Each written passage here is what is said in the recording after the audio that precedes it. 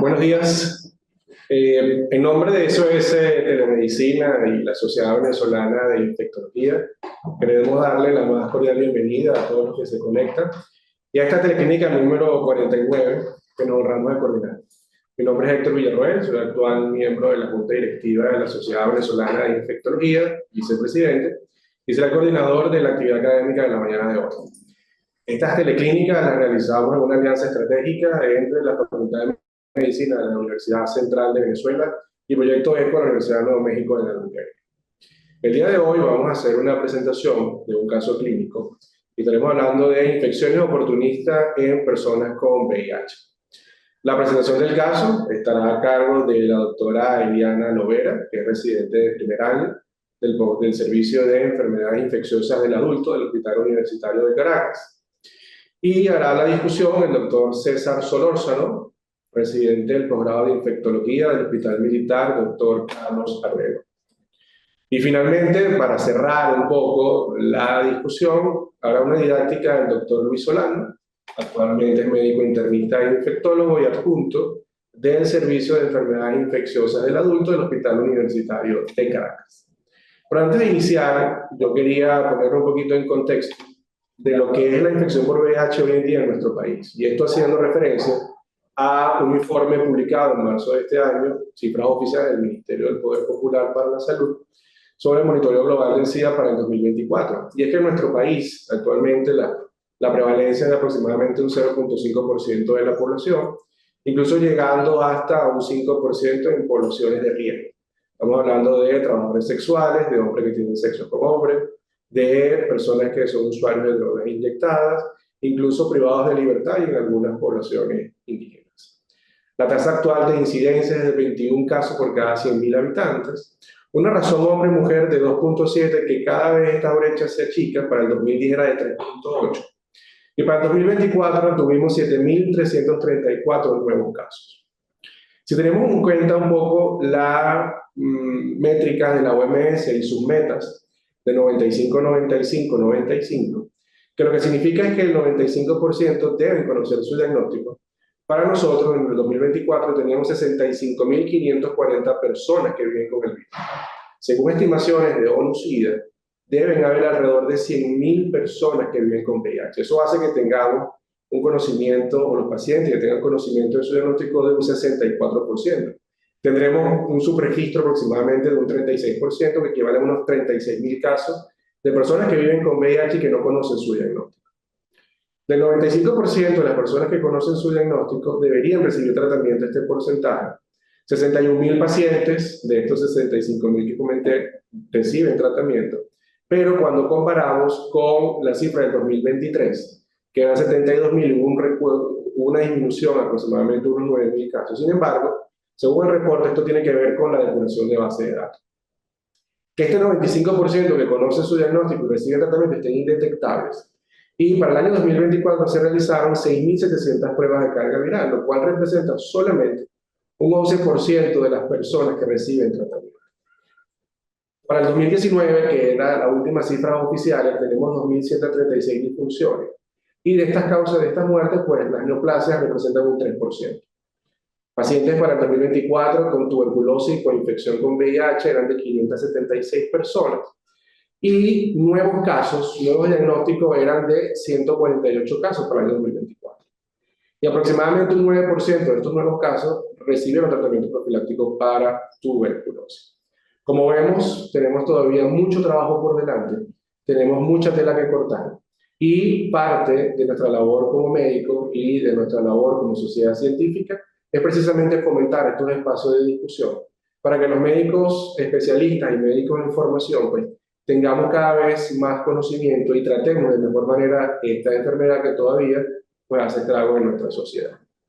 Sin más preámbulo, pues bueno, le quiero dar la palabra a la doctora Eliana Lovera, quien a continuación hará la presentación del caso clínico. Buenos días, como dijo el doctor Villarroel, mi nombre es Eliana Lovera, soy residente del primer año del posgrado de infectología de adultos del Hospital Universitario de Caracas. Y en esta mañana hemos venido a compartir un caso muy especial, particular que tuvimos en nuestro servicio, con la idea de compartir todo lo aprendido con el desarrollo de nuestro caso. De verdad para mí es grato compartir este caso. En cuanto a la enfermedad actual, se trata de paciente masculino de 26 años de edad, natural y procedente de Cuba, Estado Miranda, quien consulta por presentar aumento de volumen en región cervical izquierda. Paciente refiere inicio de enfermedad actual en noviembre del 2024, cuando presenta lesión tipo placa en región cervical izquierda de aproximadamente 1.5 centímetros de diámetro, bordes irregulares, coloración violácea, consistencia dura, que progresa en tamaño. Por tal motivo, acude al servicio de infectología del Hospital Universitario de Caracas el día 31 de julio del 2025, donde es evaluado y se decide ingreso. Para el momento del inicio de enfermedad actual de nuestro paciente se encontraba en Perú. Esta era la lesión, bastante grande, violácea, friable, con secreción. Dentro de sus antecedentes personales, el paciente cursa con diagnóstico de tuberculosis ganglionar, diagnosticada en abril del 2025, en Perú, a través de una biopsia de ganglio, con inicio de tratamiento el día 30 de abril del presente año. Actualmente se encuentra cumpliendo la segunda fase de tratamiento antituberculoso. Además, cursa con el diagnóstico de infección por VIH, diagnosticada en febrero del 2025 en contexto de síndrome diarreico crónico más pérdida de peso, e inicia tratamiento el 25 de mayo del presente año con dolutegravir más lamivudina más tenofovir disoproxil fumarato. Cabe destacar que el paciente no inició tratamiento en el momento del diagnóstico porque el paciente se encontraba en negación. No es hasta el mes de mayo donde decide iniciar tratamiento antirretroviral, por eso la distancia de las fechas. Niega otras comorbilidades. En cuanto a los antecedentes epidemiológicos, el paciente viaja a Colombia en el año 2019 y vive allí hasta mayo del 2023. En julio del 2023 viaja a Perú, donde estuvo hasta finales de junio del 2025, y regresa a Venezuela el 8 de julio del presente año. Actualmente vive en Cuba, Estado Miranda, en un domicilio donde no cuenta con agua potable, cuenta con luz eléctrica y servicio de aseo. Vive con 3 adultos, 3 niños, 5 tortugas, sin perros ni gatos. Su madre tiene el diagnóstico de diabetes mellitus y 2 hermanos aparentemente sanos. No refiere datos del padre y actualmente se encuentra solo. Anteriormente había tenido un número de parejas sexuales de 10 con inicios de relaciones sexuales a los 21 años. Niega otros hábitos psicobiológicos como consumo de alcohol, drogas ilícitas y hábitos tabácicos. En cuanto al examen funcional, en piel, lesión descrita en enfermedad actual, respiratorio, niega tos, disnea y dolor pleurítico, cardiovascular, niega palpitaciones y síncope, gastrointestinal, niega náuseas, vómitos y dolor abdominal, y resto de examen funcional dentro de parámetros de la normalidad. Al examen físico, pacientes con signos vitales, tensión arterial 110-70 milímetros de mercurio, frecuencia cardíaca 87 latidos por minuto, frecuencia respiratoria 18 respiraciones por minuto y saturación de 98% oxígeno ambiente. Lo más importante, lo positivo de nuestro examen físico, piel, tez morena, turgor, elasticidad por la edad y sexo, se evidencia lesión en región cervical izquierda, tipo placa de aproximadamente 15 por 8 centímetros de diámetro, con 1.5 a 2 centímetros de elevación, bordes regulares, color violácea, friable, con secreción seromática fétida. En cuanto al sistema ganglionar, se evidencian ganglios en región cervical derecha de 1.5 y 2.5 centímetros de diámetro, respectivamente, no dolorosos a la palpación y móviles. La evolución de la enfermedad, si comparamos esta con la anterior, vemos que la lesión se ha ensanchado un poco más, ya está desplazando lo que es parte del pabellón auricular hacia arriba, por el tamaño de la lesión. Entonces, lesión en región cervical izquierda con aumento en extensión y grosor, además de sangrados espontáneos, y se evidencian ganglios satélites aquí, aquí y aquí. En los paraclínicos del 1 de agosto, lo positivo, PDRL no reactivo, anemia leve, resto dentro de límites normales. La carga viral del día 7 de agosto del 2025, de 771 copias. Para el 2 de septiembre, lo que nos llama la atención es que hay una disminución de, las líneas celular plaquetarias con una trombocitopenia moderada de 72.000 células por milímetro cúbico. Se les realiza una ecografía abdominal donde se evidencia 0 alteraciones. Se les realiza endoscopia y colonoscopia el día 4 de agosto y en esófago se evidencia mucosa de aspecto normal, línea Z irregular a nivel del pinzamiento diafragmático, fundus y cuerpo con mucosa adelgazada de aspecto blanquecino con realce del patrón vascular alterno con mucosa de aspecto normal e incrustaciones hemáticas. En el antro, la mucosa se evidencia adelgazada con aspecto blanquecino, realce del patrón vascular alterno con incrustaciones hemáticas también, y se observa una lesión submucosa redondeada elevada, violácea, friable a la toma de biopsia. En lo que corresponde a la colonoscopia, en el recto bajo se observan múltiples erosiones circunferenciales que oscilan entre 3 milímetros y 5 milímetros de diámetro con mucosa adyacente de aspecto normal. Pues se le realizaron también estudios tomográficos de cuello, tórax y abdomen, donde se evidenció en cuello cambios inflamatorios subyacentes en región cervical izquierda. Se evidenció una masa de 6.1 por 6.6 centímetros con realce posterior a la administración de contraste, ganglios de la cadena cervical ipsilateral con realce posterior a la administración de contraste. En tórax, por otra parte, se evidenciaron ganglios retropectorales, axilares bilaterales sin realce y varios que conservaban su arquitectura. En abdomen se evidenció en estómago engrosamiento de la pared en antro y cuerpo, específicamente en la curvatura mayor, y un quiste renal simple Bosnia 1. Aquí tenemos el video, es un poquito rápido, donde se puede evidenciar lo que es la lesión a nivel cervical izquierdo. Se ve bastante realce cuando se administra lo que es el contraste, y los ganglios que están subyacentes también lo captan muy bien. Esto nos da a entender la característica friable del tumor, que es un tumor sumamente vascularizado. Aquí tenemos una fotito donde se ve más fijo lo que es los ganglios y la lesión o la masa que tiene en la región cervical izquierda.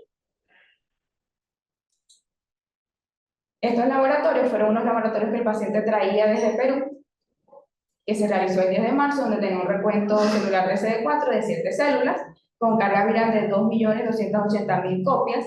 Para el 9 de junio tenía 3 CD4 y 196.000 copias.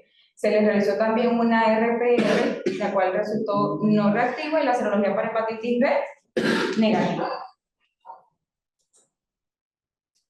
En resumen, paciente masculino de 26 años de edad, natural de Cuesta de Miranda, ocupación costurero, con diagnóstico de tuberculosis ganglionar en tratamiento anti-TB desde el 30 de abril del presente año, y de infección por VIH en tratamiento con dolutegravir, lamivudina, tenofovir, disoproxil fumarato desde el 25 de mayo del presente año, quien acude a nuestro servicio por aumento de volumen en región cervical lateral izquierda. Bien, hasta este punto vamos a dejar la presentación del caso y le cedo la palabra al doctor César Solórzano y el doctor José Álvarez, adjunto de la unidad de servicio de infectología del Hospital Militar Carlos Armero.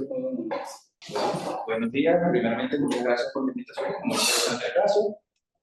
Muy bien, mi nombre es Solórzano César, soy residente del segundo año del Hospital Militar Universitario Dr. Carlos Armero, y para iniciar vamos a hacer un pequeño resumen. Nos estamos hablando de un hombre de 26 años de edad, quien inició clínica en el país de Perú en el año 2024 con lesiones tipo placa caracterizadas por un tamaño de 1.5 centímetros, duras, no dolorosas. En el año 2025 se hizo el diagnóstico de VIH, en el mismo año 2025 se hace un diagnóstico de tuberculosis ganglionar a través de una biopsia de ganglios e inició tratamiento antituberculoso en aquella fecha. Muy bien, el paciente regresa a Venezuela en el año 2025 y es ingresado en el hospital universitario. Con las lesiones que tenemos hasta el momento, es una lesión de 15 por 8 centímetros de coloración violácea, de localización cervical izquierda, de consistencia doble y dolor ausente. Recordemos que esta lesión ha progresado aproximadamente un año y ahora tiene 10 veces el tamaño de la lesión original. Y este es un paciente con inmunosupresión por el VIH, la cual nos da una alta sospecha de infecciones oportunistas o infecciones o afectaciones neoplásicas. Por lo cual nos planteamos dos posibles orígenes de esta afectación, o de origen infeccioso o de origen no infeccioso. De origen infeccioso nos planteamos las micobacterias, las infecciones fúngicas, y de origen no infeccioso las oncológicas, como las enfermedades linfoproliferativas y sarcoma de Kaposi. Muy bien, ya sabemos que el paciente tiene un diagnóstico de TB ganglionar, ya diagnosticado a través de una biopsia, más que el paciente, a pesar de haber cumplido tratamiento antituberculoso, no ha respondido a las drogas convencionales, porque planteamos la presencia de una tuberculosis resistente, porque el paciente viene del país de Perú, en el cual tenemos unos estudios realizados en el 2023 en pacientes con diabetes en Perú y en pacientes privados de libertad, que a pesar de que este no es el caso de nuestro paciente, ninguno de los dos, esto nos da la evidencia de que se encuentra la tuberculosis resistente en el país y nuestro paciente podría estar cursando con una tuberculosis resistente. La resistencia a tuberculosis más común en el país de Perú es rifampicina, que es una de las 4 drogas fundamentales que se ponen en los pacientes con tuberculosis. La tuberculosis verrucosa cutis, la tuberculosis verrucosa cutis es una entidad que aparece en aquellos pacientes que se inoculan de manera exógena tuberculosis en aquellos pacientes que ya han tenido contacto con tuberculosis previamente. No conocemos el momento original del contagio que le dio al paciente para tener la tuberculosis embrional. Y en vista que la tuberculosis cutánea cutis presenta manifestaciones similares a las del paciente, como podemos ver en esta imagen, que pueden presentar con bordes eritematizados, centros necróticos, podría ser el caso que presentamos en este paciente. Yéndonos a las causas oncológicas, que a las causas micóticas, la paracoccidomicosis sería la primera que pensamos en vista que el paciente viene de la región de Perú. Sabemos que toda la región de Latinoamérica y toda la zona tropical son zonas endémicas de la paracoccidomicosis. Y esta es una afectación que cursa de manera crónica, indolora en adultos de los 20 a los 60 años, predominantemente en hombres, y su primera característica es la lesión es un ganglio generalmente en el cuello. Y esta, como vemos en la imagen, en la segunda imagen, podemos observar que puede presentarse de manera granulomatosa, violácea. Y acá tenemos, este es un caso que encontré, que observamos que un paciente que tuvo la infección por paracoccidomicosis tenía HTLV1, el cual no es el caso de nuestro paciente, pero es un retrovirus que le causa inmunosupresión, y si este caso demostró que los pacientes con paracoccidomicosis de inmunosupresión por retrovirus pueden presentar estas manifestaciones, y como son dos retrovirus hay que plantear la posibilidad de paracoccidomicosis. También hay que plantear esporotricosis debido a que también es una patología endémica de la zona de Latinoamérica, especialmente en el país de Perú. Acá encontré un caso inusual porque la característica de la esporotricosis es que tiene varias lesiones y no una sola. Más acá encontré un caso que se mostraron que las lesiones no solo son similares a nuestro caso, sino que se encontraron únicas en nada más en la región cervical izquierda de una niña de 7 años. Por lo que planteamos de vista que estas lesiones se aparentan, como observamos, violáceas, bordes eritromizados, sobreelevadas, granulomatosas en el centro, se puede plantear en el paciente. Y la histoplasmosis, en vista que nos encontramos en un paciente VIH, la histoplasmosis es la infección fúngica más común en los pacientes VIH, y en este caso que estoy presentando acá, demuestro que pueden aparecer sus presentaciones en la cara de manera agresiva y con una presentación necrótica con una alta posibilidad de mortalidad. Y acá hay otro caso clínico distinto que habla de la posibilidad que esto se presente con manifestaciones que hagan sospechar de cáncer. Y para comentar, continuando y hablando un poquito más de eso, el siguiente diagnóstico del paciente son patologías oncológicas como el linfoma no Hodgkin. El linfoma no Hodgkin es el tipo de patología oncológica más común en los pacientes VIH, que como ya vimos, la histoplasmosis puede generar manifestaciones que la hagan sospechar de cáncer. Entre los tipos de cáncer más comunes y linfomas más comunes no Hodgkin en paciente VIH, el linfoma de células grandes B, que es la patología oncológica más común en el paciente VIH, y como podemos observar, puede presentar manifestaciones como incremento de ganglios cervicales de gran tamaño de manera crónica, aunque este tiende a ser más agresivo en los pacientes.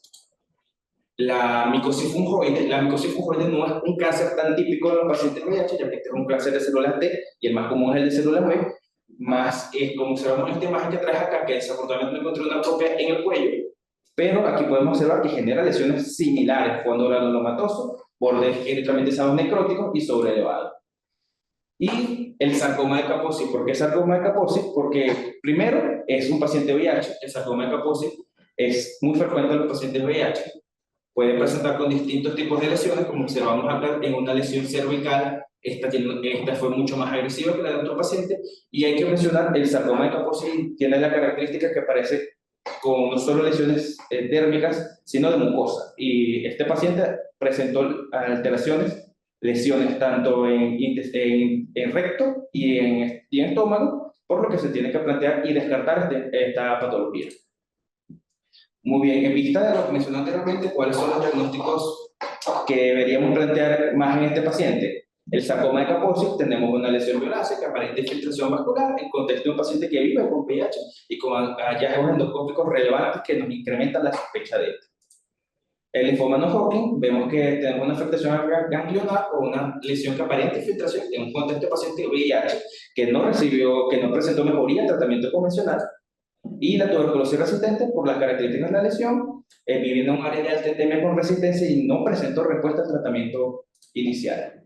¿Cuál sería nuestro plan de abordaje al llegar al paciente la primera vez? tomar una muestra de ese ganglio para cultivos de micobacterias, hongos y bacterias, ¿no? Bacterias comunes, realizar una vaciloscopia a la muestra de la lesión y realizar un DNSP para descartar, para confirmar tuberculosis y investigar resistencia. Hacer estudios anatomopatológicos, realizar una biopsia ganglionar de la lesión cutánea, esta muestra enviarla para hacer histología, inmunoquímica e inmunofenotipos, y tomar una muestra de las lesiones gástricas y del recto para confirmar si están relacionadas o no al caso.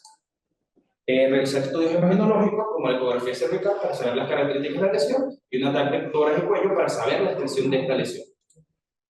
Como conclusión académica, el presente caso expone la complejidad del diagnóstico de los pacientes VIH con lesiones cervicales y observamos que la semiología que tenemos acá nos hace pensar primariamente en un sarcoma de Kaposi, debido a que tenemos a un paciente VIH que hasta el momento sabemos que no está controlado y, como usted mencionó, tiene menos de 200 células CD4, lo cual lo hace muy propenso a tener una patología oncológica. Y la presencia de ataque viral detectable, anemia leve y plaquetopenia progresiva, nos hablan hasta de un inmunológico comprometido, lo que favorece la aparición de las neoplasias en el paciente VIH. Y aunque el diagnóstico de tuberculosis abdominal fue previamente confirmado y tratado, la evolución morfológica de este paciente nos hace pensar que puede haber otra entidad. Y como conclusión académica, este caso subraya la importancia de la evolución semiológica sistemática y cronológica del caso, la integración de antecedentes clínicos y uso de estudios complementarios dirigidos para establecer diagnóstico y ofrecer preciso. Asimismo, destaca la necesidad de un enfoque multidisciplinario en pacientes VIH, donde la consistencia de patologías infecciosas y neoplásicas son frecuentes y pueden modificar el curso clínico esperado. La historia clínica, como todos sabemos, es la base fundamental para el diagnóstico. Muchas gracias. Muy interesante su caso y de verdad se hizo muy interesante la investigación, porque esta es una lesión que personalmente yo no había visto antes y se hizo muy interesante investigar las características de la lesión que podrían haberse presentado en este paciente. No sé si el doctor Álvarez tiene Sí, un caso realmente muy interesante, donde hay que tomar en cuenta mucho ahorita la parte epidemiológica de este paciente muy importante, un paciente venezolano, pero que vivió en Colombia, que vivió en Perú. Sabemos que Perú es un área donde hay una alta incidencia de tuberculosis multidrogo resistente, que aparentemente en Venezuela todavía no es un problema epidemiológico importante. Tenemos un paciente VIH-Sida severamente inmunocomprometido, con un infecto CD4 muy bajo, y dentro de los diagnósticos que se puede plantear, como dijo el profesor Roxana, está la parte de tipo infecciosa, donde va a predominar la parte micobacteria y micótica, y la parte no infecciosa, que es la parte oncológica.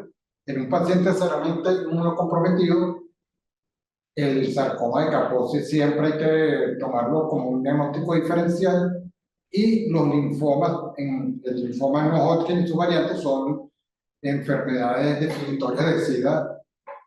Y en este paciente también es muy importante considerar que con un puntaje tan bajo en el CD4 puede plantearse la posibilidad de un síndrome de reconstitución inmunológica que haya empeorado el cuadro inicial después que comenzó a recibir la terapia antirretroviral. Bien, una pregunta para ustedes como presentadores del caso. ¿Cuál fue el dato clave que a lo mejor les hizo pensar en algo más allá apenas ese paciente llegó por la emergencia? La característica de la lesión nos orientó si pensamos en nuestro diagnóstico de entrada, pero igual nos dedicamos a hacer un plan de trabajo para diagnosticar como tal nuestra sospecha.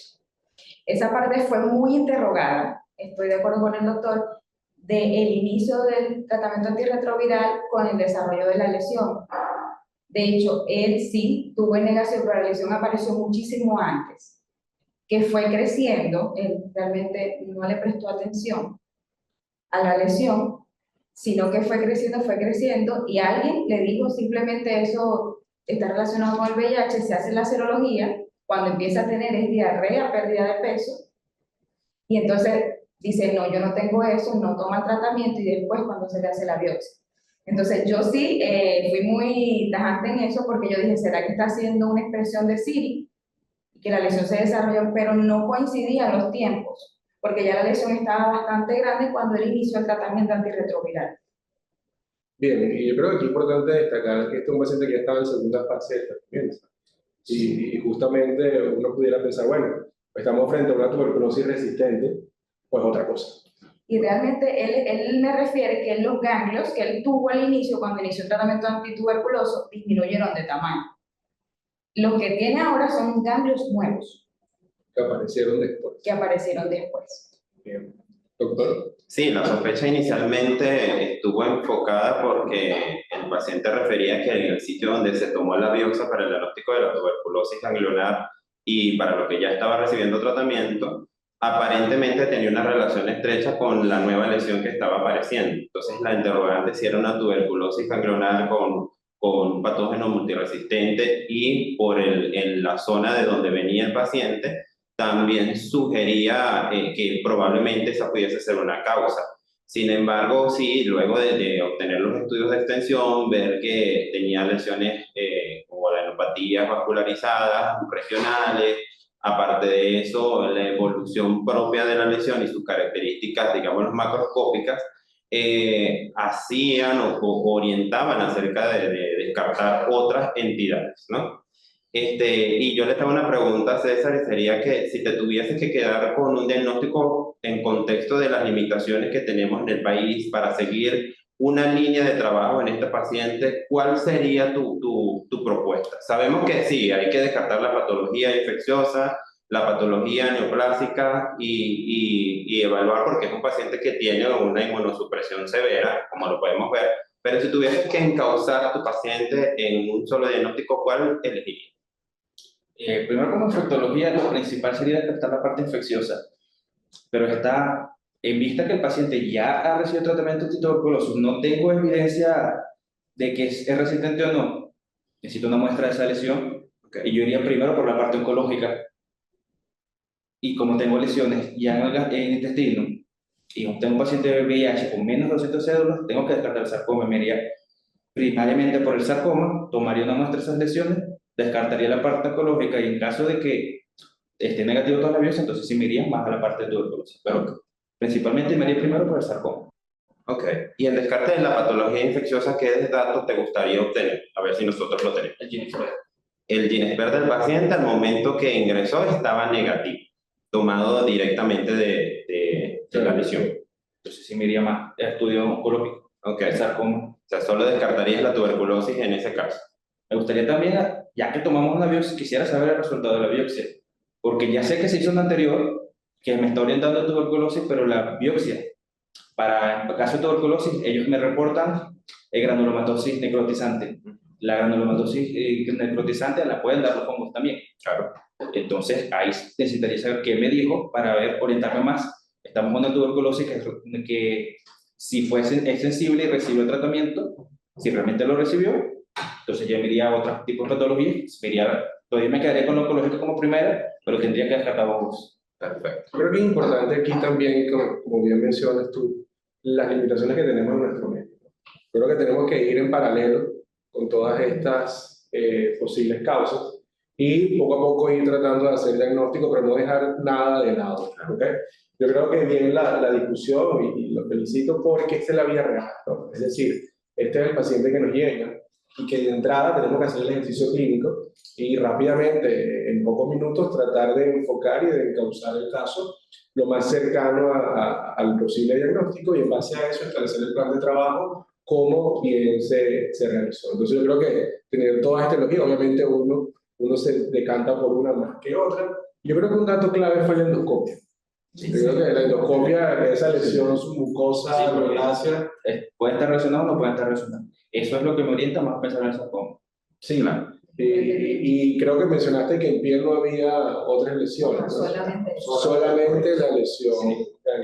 Entonces, bien vale el mensaje de siempre hacer una aproximación y a veces, como dicen por ahí, bueno, que tienen ojo de ratón, cola de ratón, pero siempre nos dejemos por un lado porque no sabemos por dónde nos va haciendo coloquial, nos va a saltar la liebre, ¿no?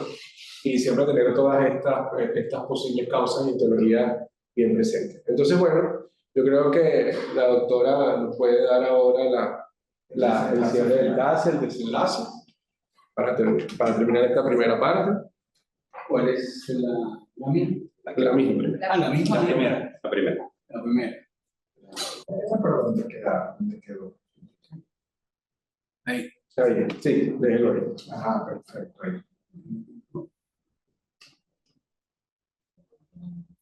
Ahí, Sí, señor. déjame de nuevo compartir, como siempre, porque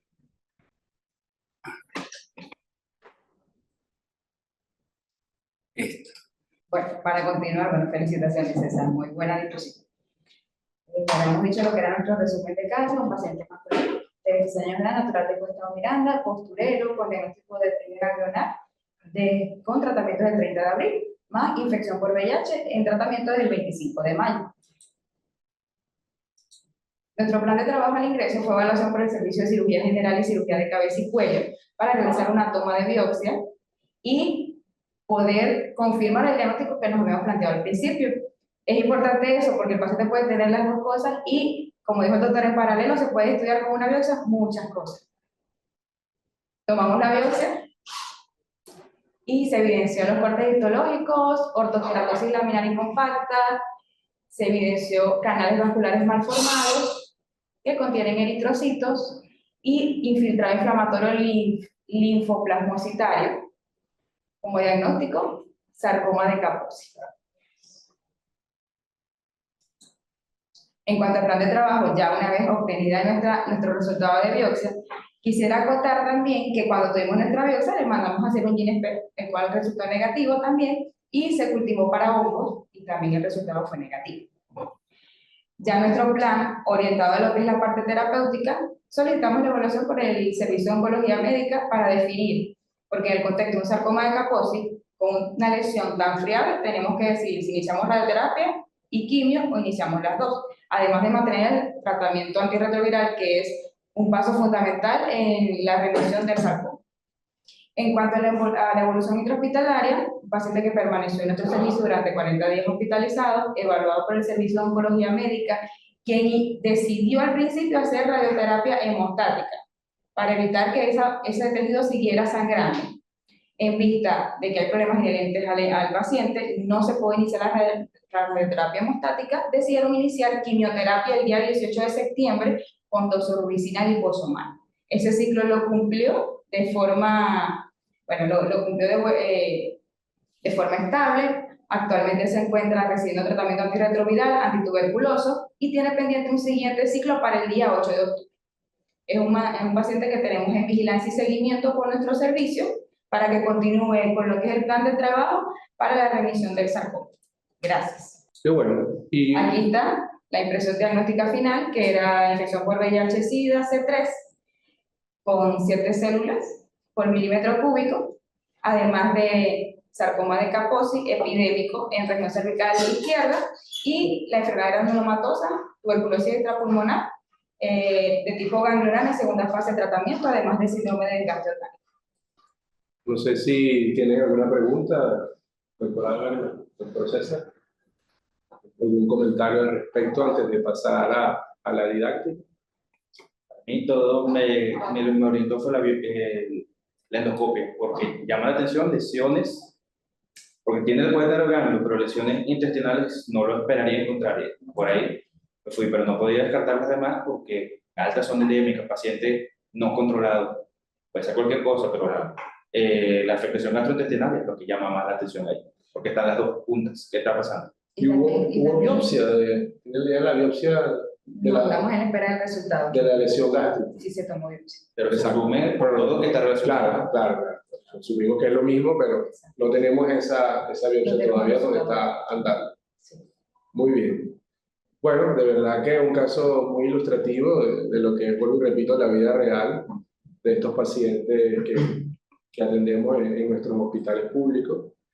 Y a continuación, ya para hacer una breve revisión del caso y un cierre, dejando algunos comentarios para el final, yo le voy a ceder la palabra al doctor Luis Solano, que, como comenté previamente, es médico internista e infectólogo adscrito del Servicio de Enfermedades Infecciosas del Adulto del Hospital Universitario de Caracas, y que nos va a hacer una breve revisión sobre el sarcoma de Kaposi, que sigue siendo una patología muy presente en nuestros pacientes y que nunca debemos dejar a un lado hoy en día.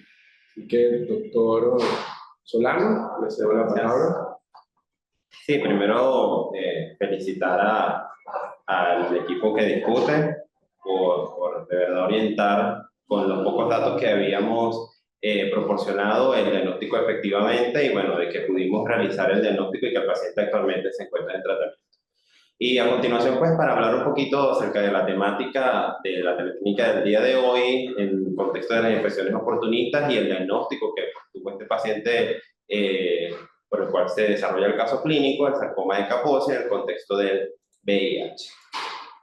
Hay que evaluar siempre realizar el ejercicio clínico en un caso de un paciente con inmunosupresión severa, considerándose que este paciente en realidad no tenía tratamiento antirretroviral por negación de la enfermedad, ya venía con un diagnóstico de una infección oportunista documentada, y es ideal, como comentaron previamente, realizar para el descarte de una infección oportunista la anamnesis de una evaluación clínica exhaustiva. Solicitar siempre pues evaluación o perfil de laboratorios iniciales, tomando en consideración que estas infecciones pueden estar diseminadas, pueden ocasionar alteración de las líneas celulares, pueden ocasionar alteración de la deshidrogenasa, velocidad de sedimentación globular, entre otros, y que pudiesen guiar el diagnóstico clínico que nosotros pudiésemos plantear a posterior. Es importantísimo, conocemos el déficit actual que existe, por ejemplo, en el país para contar, para tener acceso con un conteo absoluto de CD4 y una subpoblación linfocitaria, pero eso incluso, como vamos a ver más adelante, pudiese guiarnos a evaluar cuál va a ser la causa probable de la infección oportunista que queramos descartar.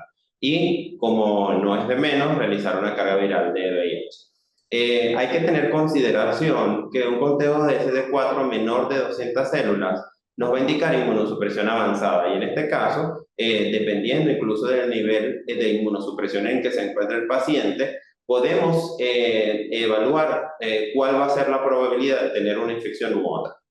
En caso de sospechar una infección oportunista, ¿qué es lo primero que debemos hacer? Así como se desarrolló el caso clínico, valernos de la epidemiología, valernos de la clínica, el estadio de la infección por VIH, solicitar los exámenes paraclínicos y pruebas especiales, hacernos valer de la inmunología, de la serología, de las pruebas de reacción en cadena de polimerasa que pudiesen estar presentes, o cultivos, biopsias inmunohistoquímicas, entre otros. Y lo más importante es no quedarse con el paciente acostado esperando que todo se resuelva, porque si existe una infección oportunista que no reciba tratamiento, la tasa de mortalidad es elevada en estos casos. ¿Pero qué es una infección oportunista? Las personas con infección por VIH, como este paciente que no recibió tratamiento de manera inicial, pueden o van a tener una disminución de su ente de defensa inmunológico, con disminución paulatina del conteo o del recuento de células TCD4, lo que va a conllevar a que muchas infecciones que se encuentran en el ambiente puedan hacerse presentes y que rara vez ocurren en un huésped que sea inmunocompetente. Es por ello que se denominan infecciones oportunistas. Ciertamente las infecciones oportunistas han disminuido posteriormente al inicio de los diagnósticos más precoces, ya sea por laboratorios preempleo, preoperatorios, las pruebas de cribado, entre otras, y el diagnóstico, al hacerse mucho más precoz, impide la progresión con un inicio de tratamiento antirretroviral eficaz y al tiempo. Pero ¿qué infecciones oportunistas podemos tener en contexto de el conteo de CD4 que nosotros podamos evaluar en nuestro paciente? Hay que catalogarlos, pues si tienen menos de 200 células, hay que evaluar tuberculosis que estaría presente en más de 20 veces, aumentando el riesgo de hacerse presente en un paciente con inmunosupresión avanzada. De igual forma, la neumonía por Pneumocystis jirovecii, en este caso el sistema respiratorio estaría afectado, los síntomas gastrointestinales, evaluar la presencia de cándida, evaluar la presencia de Cryptosporidium, citomegalovirus, entre otros, y también en la esfera del sistema linfático, la presencia del Mycobacterium tuberculosis como patógeno causal de tuberculosis ganglionar en pacientes con conteos de CD4 menores de 50, al igual que la presencia, por ejemplo, de retinitis por citomegalovirus. Y una pregunta que puede ser tan básica como decirle al paciente cómo está tu visión, pudiese en muchos casos prevenir la pérdida total de la misma si progresa y el paciente pues tiene una infección activa en este caso. Y importantísimo, el sarcoma de Kaposi, ¿no? Es el cáncer definitorio de SIDA más común y ciertamente su presentación generalmente suele ser como la presentación de máculas de color marrón o violáceo, y aunque el diagnóstico muchas veces es clínico, amerita confirmarse con biopsia.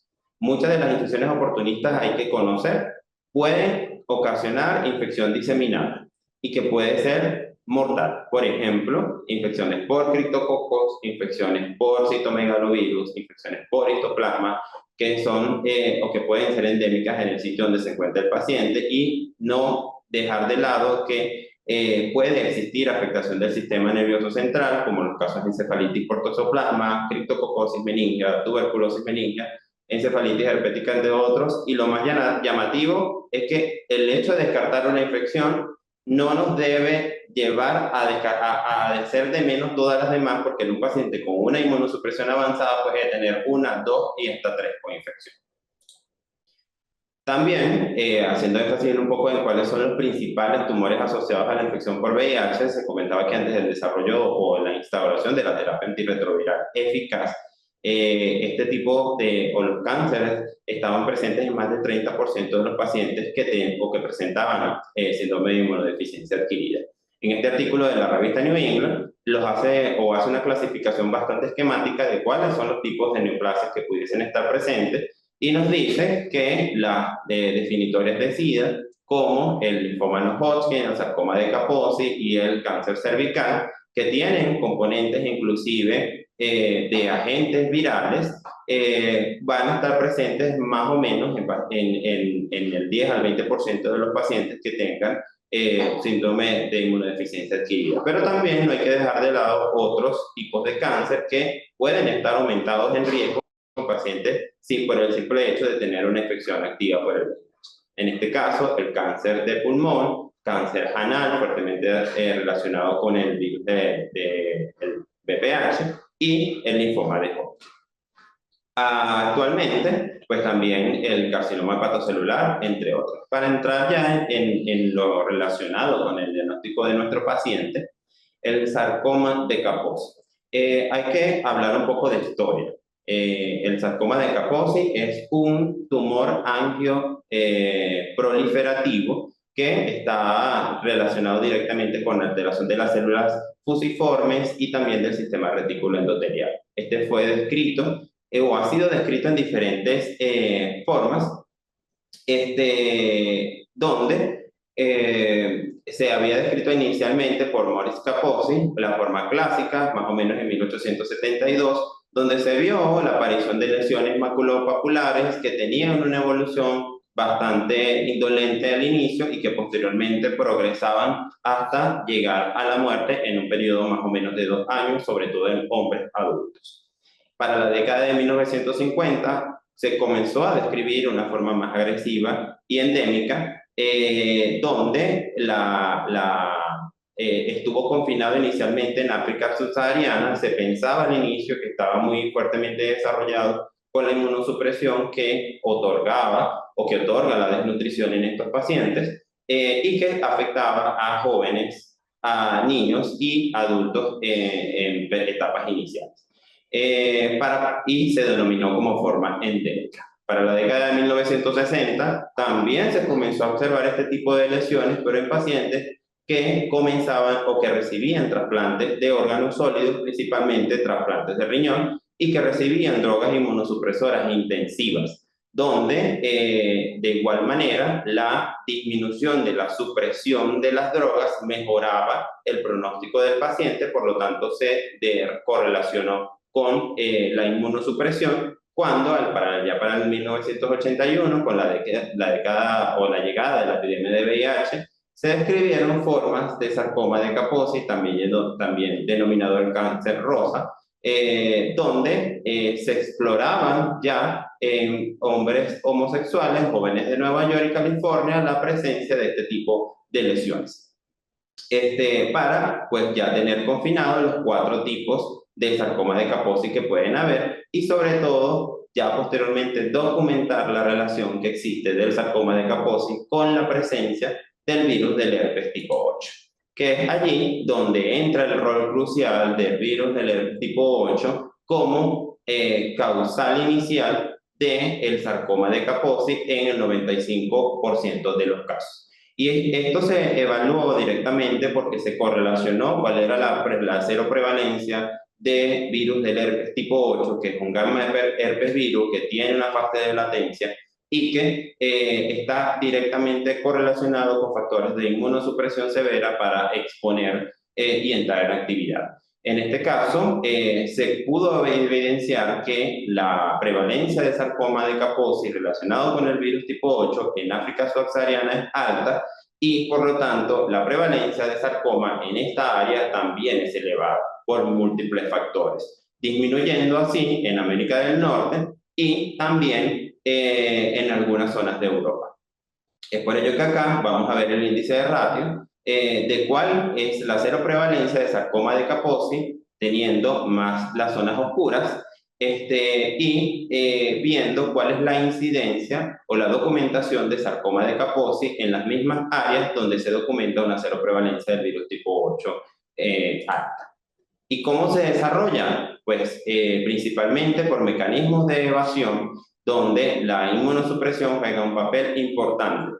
Existirá una neogeogénesis anormal con inflamación, proliferación de células tumorales linfoendoteliales y acelerará este proceso de oncogénesis en múltiples pasos, como lo revela el diagrama. Como les comenté previamente, más del 95% de todos los casos de sarcoma de Kaposi son causados por infecciones del virus del herpes humano tipo 8. ¿Y cuáles serían sus manifestaciones clínicas? Lo más inicial, lesiones cutáneas que al inicio pueden tener una apariencia inofensiva, pero que comienzan a aumentar en tamaño y en extensión y que generalmente pueden aparecer en extremidades, en el tronco o en el abdomen. De igual manera, pudiesen tener lesiones orales a nivel del paladar y las encías que pudiesen causar disfagia.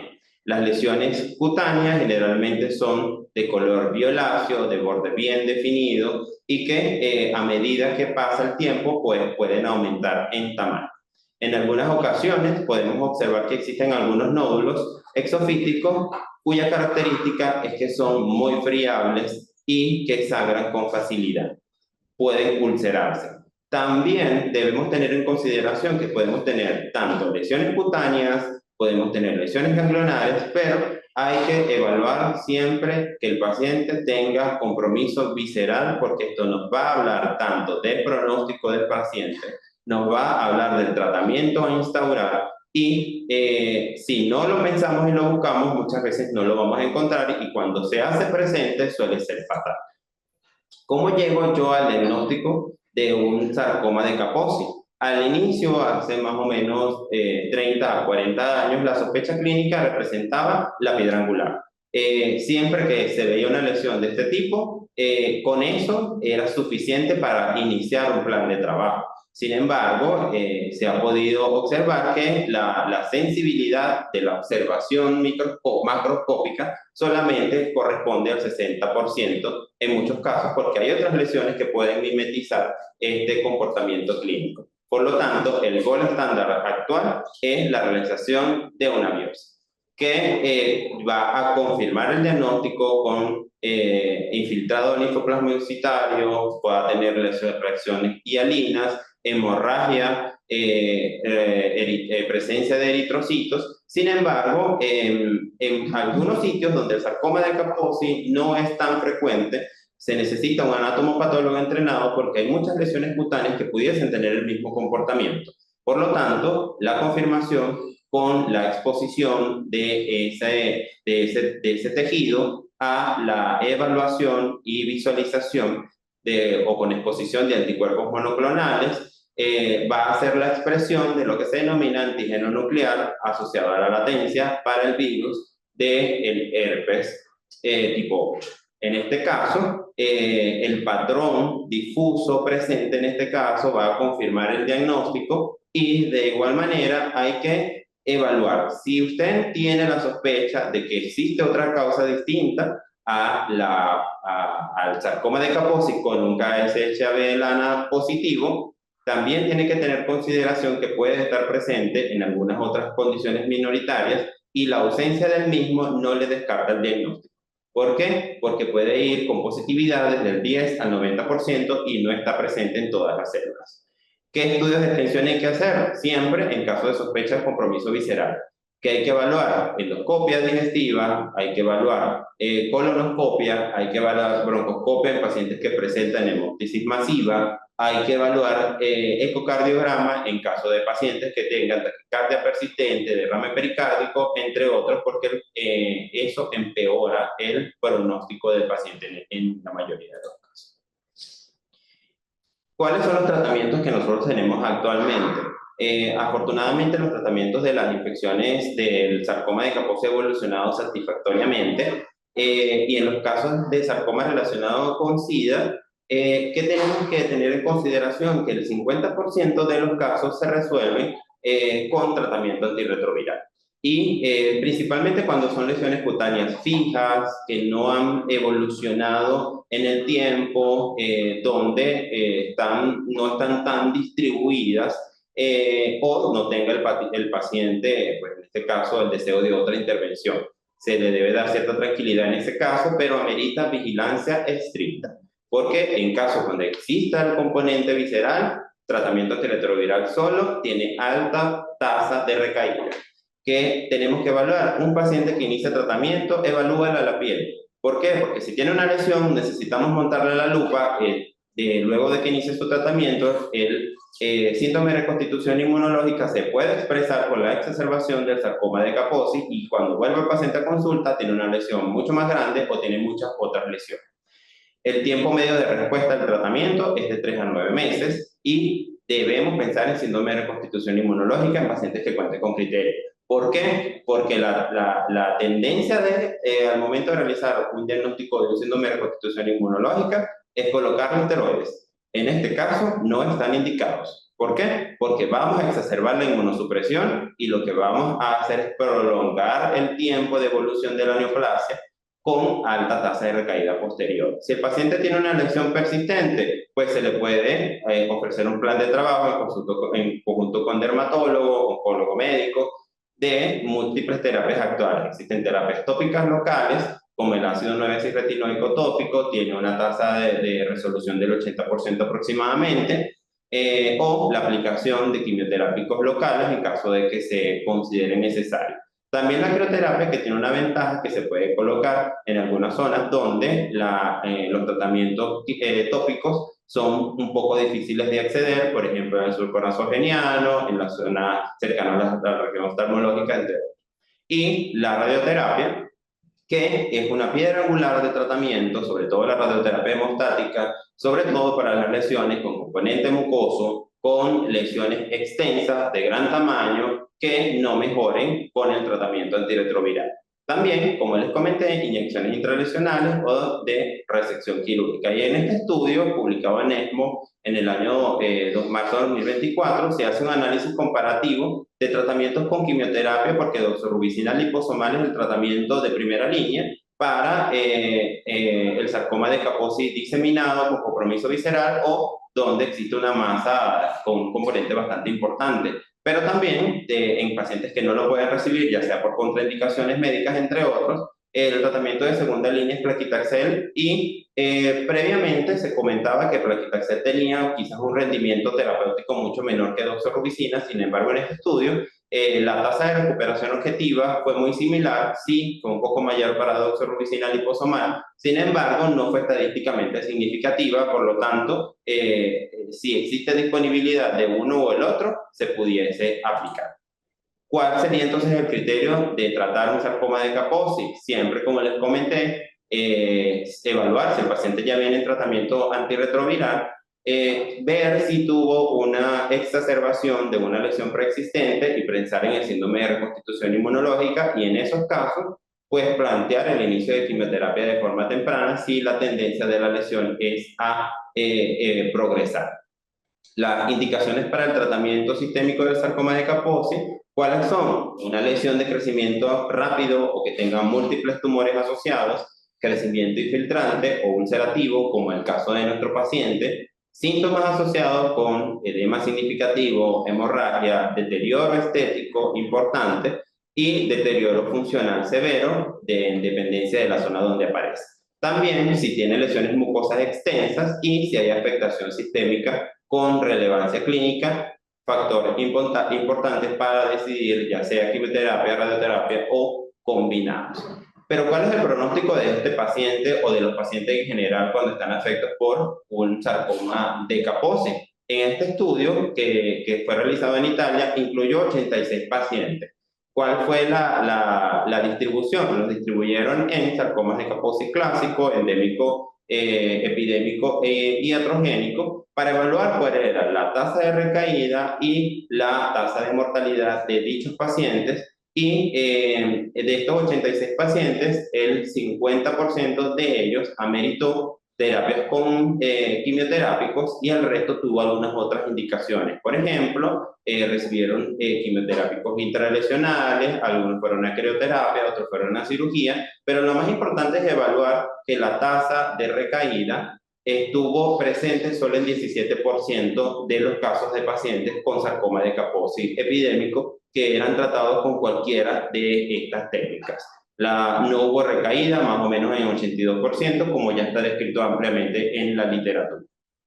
Y vemos que la tasa de mortalidad estuvo realmente presente más o menos en 10% de los pacientes que tenían sarcoma de Kaposi epidémico y el resto tuvo una tasa de supervivencia a los 5 años que representaba mayor del 80%, al contrario, por ejemplo, de los pacientes con sarcoma de Kaposi iatrogénico, que aunque no tenían recaídas, fallecían mucho más, pero probablemente secundarios a la condición que los llevó a recibir la inmunosupresión. ¿Qué conclusión podemos tener de este caso? Que la terapia antirretroviral es crucial. Es importante iniciar el tratamiento antirretroviral y la piedra angular en el tratamiento de muchas infecciones oportunistas. Es oportunista porque el sistema inmunológico está devastado y ¿cómo se va a reponer? Con tratamiento antirretroviral.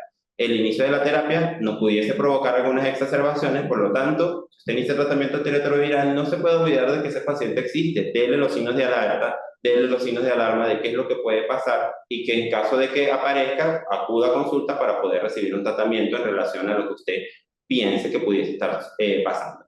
Que el sarcoma de Kaposi es una neoplasia definitoria de SIDA, su aparición está directamente relacionada con la infección del virus del herpes humano tipo 8 y la inmunosupresión, que es un factor importante. Aunque pudiese estar presente en pacientes con conteos de CD4 mayores de 200, la probabilidad aumenta casi el 80% o más en inmunosupresión severa, sobre todo en zonas endémicas. El tratamiento individualizado, el tratamiento deberá ser multifacético, no todos van a quimioterapia, no todos van a terapia intralesional, inclusive, como les comenté, la mitad solamente recibe tratamiento antirretroviral y que aunque las terapias locales pueden ser útiles para lesiones específicas, la decisión de usar terapia sistémica siempre deberá ser individualizada. Se puede considerar que una lesión realmente es muy pequeña, pero si es extensa en profundidad o tiene deformidad estética o el paciente se solicita beneficiarse de algún otro tipo de tratamiento, consúltelo con su colega a ver cuál sería la opción terapéutica más eficaz para él. Gracias. Muy bien, de verdad que muchas gracias al doctor Solano por su completa presentación y unos puntos clave importantes. Tú bien decías que la mayoría, siempre la sospecha clínica es vital y nos pasa a nosotros en las consultas en el día a día, ¿no? Y que la gran mayoría, cuando hay lesiones cutáneas solamente, responden a tratamiento antirretroviral. De ahí la importancia y el cambio a lo largo de todos estos años de la diferencia que hizo la terapia antirretroviral. Mencionabas tú también lo mismo, podemos tener varias infecciones oportunistas al mismo tiempo. Por eso es que si bien nos decantamos por una, pues no perdamos de vista las demás al momento de hacer nuestro planteamiento de trabajo. Y que el sarcoma de Kaposi que responde al tratamiento también no están indicados los esteroides en este caso. Así que bueno, de verdad que muchísimas gracias por esta completa presentación. Y ya para ir cerrando, no sé si el doctor Álvarez tiene algún comentario final. No, bueno, gracias a SOS Telemedicina, gracias a la Sociedad Venezolana de Infectología por invitarnos a participar. Creo que la educación médica continua y la academia es fundamental y tenemos que mantenernos siempre con ese norte. Y realmente este fue un caso muy bonito y muy ilustrativo. Y creo que bueno, la presentación de mi residente fue bastante acertada y tuvo los diagnósticos diferenciales y bueno, que muy bueno el abordaje del caso. Muy bien. Doctor Solano. Sí, hacer hincapié en que este tipo de actividades realmente son enriquecedoras, tener ese contacto con otros hospitales, saber cuál sería su manejo, otra opinión clínica, y sobre todo incentivar, ¿no? La realización de este tipo de actividades como se ha venido realizando desde ya hace algunos años. Sobre todo, pues el llamado de atención que los pacientes hay que individualizarlos, hay que tocarlos y sobre todo evaluar siempre el ámbito epidemiológico en el que se encuentra y no realizar una receta de trabajo para cada uno como si fuese una receta de cocina porque realmente no va a funcionar de esa manera. Felicitar a nuestros compañeros del Hospital Militar por realmente realizar una discusión y un plan de trabajo bastante acertado, y pues a mi compañera residente en este momento, porque ciertamente, más allá de la presentación, sé que se ha esforzado mucho por ayudar a este paciente, llegar al diagnóstico eficaz y que recibiera un tratamiento lo más acertado para él. Así es, bueno, creo que no tengo más nada que agregar al respecto y reitero los agradecimientos a SOS Telemedicina por esta oportunidad. Como bien decíamos, pues se mencionaba, la educación médica continua creo que es la base de todo esto. Y a través de esta plataforma pues nos permite llegar a distintos espacios y a distintos lugares de la geografía nacional. Estas teleclínicas de infectología continuarán los últimos viernes de cada mes. Seguiremos invitando a los distintos posgrados de enfermedades infecciosas del país, tanto a nivel local en Caracas como a nivel nacional en el interior del país. Y esto lo que va a hacer es que nos va a enriquecer, como bien decía el doctor Solano, la discusión, la academia, que al final los residentes, que son el motor por los cuales nosotros todavía nos mantenemos aquí, pues van a ser la clave fundamental para el desarrollo de nuestra especialidad en beneficio de los pacientes. Así que gracias nuevamente por la oportunidad y nos veremos en una próxima sesión de Teleclínica Infectología.